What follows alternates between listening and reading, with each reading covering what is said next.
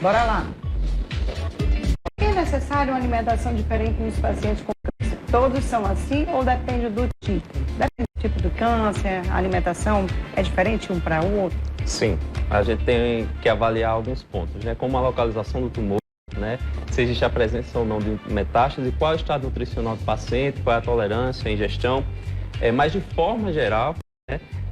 A gente tenta evitar ter restrições, tá? De forma geral, a ideia é fazer com que a pessoa tenha ingestão adequada do ponto de vista calórico e do ponto de vista proteico, o que é um desafio quando a gente fala de tratamento do câncer, porque em geral o próprio tratamento, além da própria doença, causa alterações gastrointestinais importantes, como náuseas, né, vômito, o enjoo, além das repercussões afetivas. A alimentação é muito afetiva. O doutor falou algo muito importante, que é que a gente trata o paciente, a gente não trata a doença. Então, muitas vezes, a literatura traz, por exemplo, restrição de um alimento, mas é o único alimento ou um dos alimentos que aquela pessoa está tolerando naquele momento, então a gente vai tentar inserir esse alimento durante o tratamento, porque a ingestão calórica, a manutenção da massa muscular, naquele momento, que é mais importante. Mas é claro, isso depende do tipo de tumor. Nós temos tumores, como o doutor falou aqui, na região do trato gastrointestinal, e a gente sim muitas restrições, né? Dependendo da localização do tumor. Por exemplo, se é um tumor esofágico, né, a gente vai ter uma restrição de ingestão com relação à consistência, com relação à acidez, com relação a tipos de alimentos, são mais umidificados ou não, mas não existe um alimento específico que ninguém, você está com câncer, você não pode comer isso. Não existe um generalizado. A gente vai analisar esses pontos. E aí sim montar uma conduta. Mas uma coisa eu posso dizer, em geral, esse tratamento envolve um fracionamento maior da alimentação, ou seja, você comer mais vezes no dia e quantidades um pouco menores. Isso é meio padrão para a maior parte, da população, exatamente. É verdade. Bora lá, tem um áudio aí, solta o áudio. Bom dia, Marília. Bom dia, doutor. Eu gostaria de saber porque o marido de uma amiga minha teve um câncer no estômago. Ele até passou por cirurgia, teve que fazer a retirada do estômago. Só que depois desse câncer de estômago que ele teve, ele foi para o alcoolismo. E hoje em dia ele está se acabando na bebida. O que fazer quando o paciente teve um câncer desse e parte para o alcoolismo? Elas querem se suicidar, né? Se matar. Gente, quem já viu, né? Teve, né? Uma região que era para ser mais protegida, aí o cara vai enfiar a vida, né? Ou seja, não sei. Talvez ele faça isso no psicológico dele, né, doutor? Não sei, talvez. Não sei o que passa pela cabeça. Talvez de forma inconsciente ele tenha esse gatilho de fuga aí com o alcoolismo, né? E é importante que faça acompanhamento psiquiátrico, psicológico, duradouro, até que ele consiga também se restabelecer. Tudo certo. Mas olha só, existe algum alimento que a gente possa melhorar a nossa imunidade? Sei lá, um suco de repente, né? Algum tipo de vitamina. Também tem os polivitamínicos, né? Que o pessoal, toma isso, que é bom, tal, vai ajudar. Você acha que ajuda?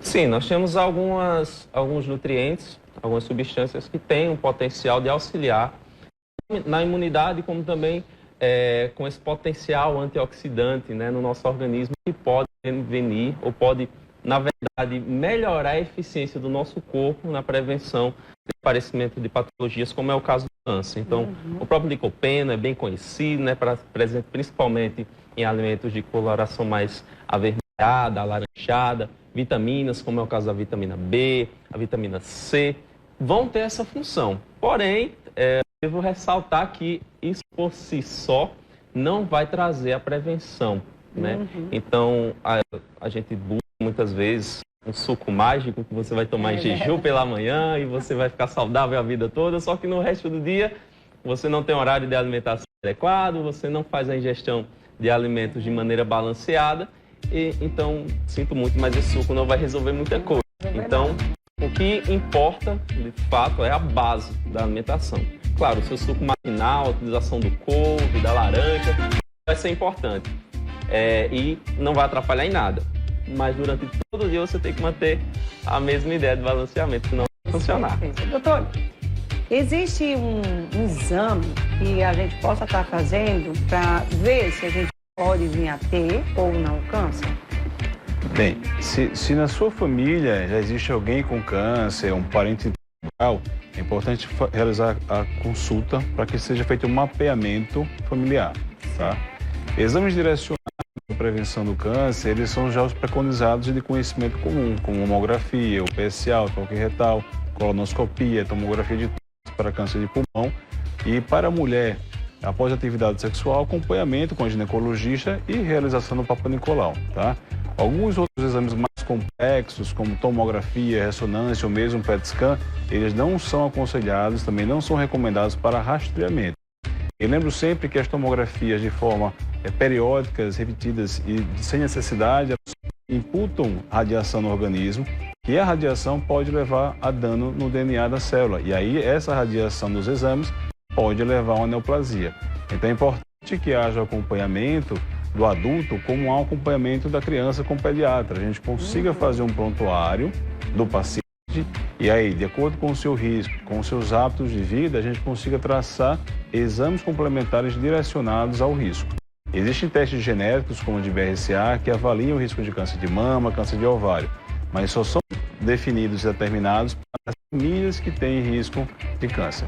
Muito bem. Temos mais uma pergunta, solta aqui. Bora lá. Bom dia, fui diagnosticada com câncer de mama triplo negativo. Depois do tratamento, tem risco de voltar? E aí? Muitas mulheres que têm câncer de mama, geralmente, às vezes aparecem na outra mama e assim vai. Quando a gente tem o câncer, na verdade, a gente não quer que ele exista. Ele não deveria existir na pessoa. Então, da mesma forma que ele existiu pela primeira vez, pode haver sim um retorno do câncer ou mesmo um novo câncer no organismo, né? Mas o tratamento que vai realizar depende do estadiamento, do tamanho da lesão, do comprometimento de linfonodos e a ausência ou presença de metástases. E esse tratamento ele deve ser realizado de forma com objetivo curativo.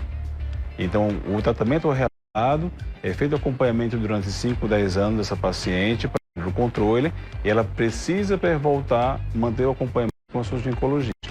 Se ela tem 60 anos, 30 anos ou 80 anos de idade, precisa realizar o acompanhamento para evitar esse risco do retorno da doença. Doutor, deixa eu te fazer uma pergunta. Qual é o câncer que hoje está mais em evidência? O que é que você vê mais, assim, as pessoas sendo diagnosticadas, tipo, é de mama, é de intestino? Qual é o câncer que hoje está praticamente mais à frente? O câncer de mama e o câncer ginecológico, eles têm uma incidência maior, até porque a população mulher é maior do que a masculina também. E nós temos aí grandes avanços no diagnóstico do câncer de mama, onde a gente consegue detectar mais precocemente através da mamografia. Essa educação que a gente pratica aqui traz as mulheres mais próximas a ter menos medo também de realizar a mamografia e realizar o diagnóstico precoce. O câncer de colo uterino também, ele tem uma incidência ainda grande aqui no Nordeste e no Norte do Brasil, devido à atividade sexual desprotegida e precoce das mulheres, mas nós temos hoje uma vacina contra o HPV que pode prevenir em quase 95% da existência do câncer causado pelo HPV. Então nós temos a mulher como ponto central e para os homens é o câncer de próstata ainda. Para aqueles que detêm hábitos de risco como alcoolismo, tabagismo e uma má nutrição, nós temos aí riscos de câncer de pulmão e câncer do tubo digestivo. E famílias também podem ter câncer de cólon, que é do intestino, nos seus membros, pai, filho, irmão, pode acontecer. E aí está recomendada a realização da colonoscopia. Maravilha. Vou dar só uma paradinha aqui com vocês